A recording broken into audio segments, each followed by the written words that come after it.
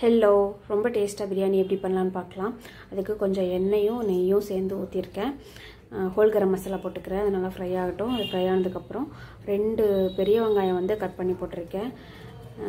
அதையும் போட்டுக்கலாம். அது நல்லா ப்ரௌன் ஆகட்டும். 1 பேக்கெட் மஷ்ரூம் எடுத்திருக்கேன். அதை வந்து நல்லா வாஷ் பண்ணிவிட்டு 2 கட் பண்ணி வச்சுருக்கேன். அதுக்கப்புறம் 2 ஸ்பூன் இஞ்சி பூண்டு பேஸ்ட் போட்டுக்கிறேன். வெங்காயம் நல்லா ப்ரௌன் ஆகணும். அதுக்கப்புறம் இஞ்சி பூண்டு பேஸ்ட் போட்டுக்கோங்க. 2 பச்சை மிளகா, கொஞ்சம் கொத்தமல்லி, கொஞ்சம் புதினா தழை எல்லாம் நல்லா கட் பண்ணி போட்டிருக்கேன். அது ஃப்ரை ஆனதுக்கப்புறம் 2 தக்காளி வந்து கட் பண்ணி போட்டிருக்கேன். அது மீடியம் சைஸ் தக்காளி 2. அது நல்லா தக்காளி எல்லாம் நல்லா வதங்கட்டும். நல்லா எண்ணெய் விட்டு நல்லா வேகட்டும். வெந்ததுக்கப்புறம் என்ன போடலான்னு பார்க்கலாம். கொஞ்சம் உப்பு போட்டுக்கிறேன்.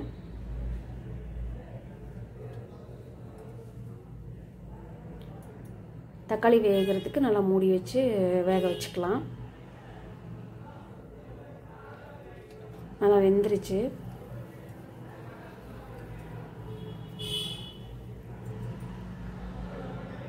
ஒரு spoon chilli powder, biryani masala 1 spoon, 3 spoon தயிர் எல்லாம் போட்டு நல்லா மிக்ஸ் பண்ணிக்கலாம்.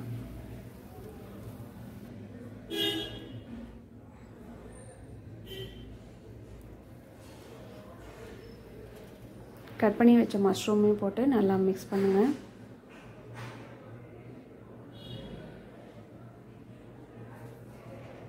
மஷ்ரூம் சீக்கிரம் வெந்துடும். அதனால் இதுக்கு தனியாக தண்ணி ஊற்றணும்னு அவசியம் இல்லை.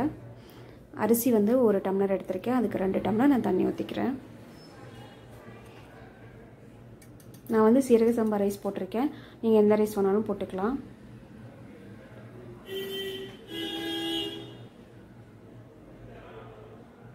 தண்ணி கொதிச்சதுக்கப்புறம் அரிசி போட்டுக்கிறேன். அரிசி போட்டு நல்லா மிக்ஸ் பண்ணிவிட்டு உப்பு காரெல்லாம் பார்த்துட்டு கொத்தமல்லி தழை கொஞ்சம் கடைசியாக போட்டு குக்கர் மூடி வச்சு ஒரு 2 விசில் விட்டு எடுத்துக்கலாம்.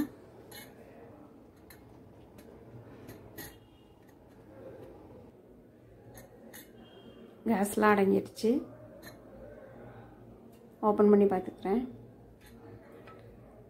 நல்லா வந்திருக்கு. குழையாமல் தனித்தனியாக வந்திருக்கு. ரொம்ப டேஸ்ட்டாக இருந்தது. ட்ரை பண்ணி பாருங்கள். என்னோடய ரெசிபீஸ் எல்லாம் பிடிச்சிருந்தேன்னா சப்ஸ்கிரைப் பண்ணுங்கள். தேங்க்யூ.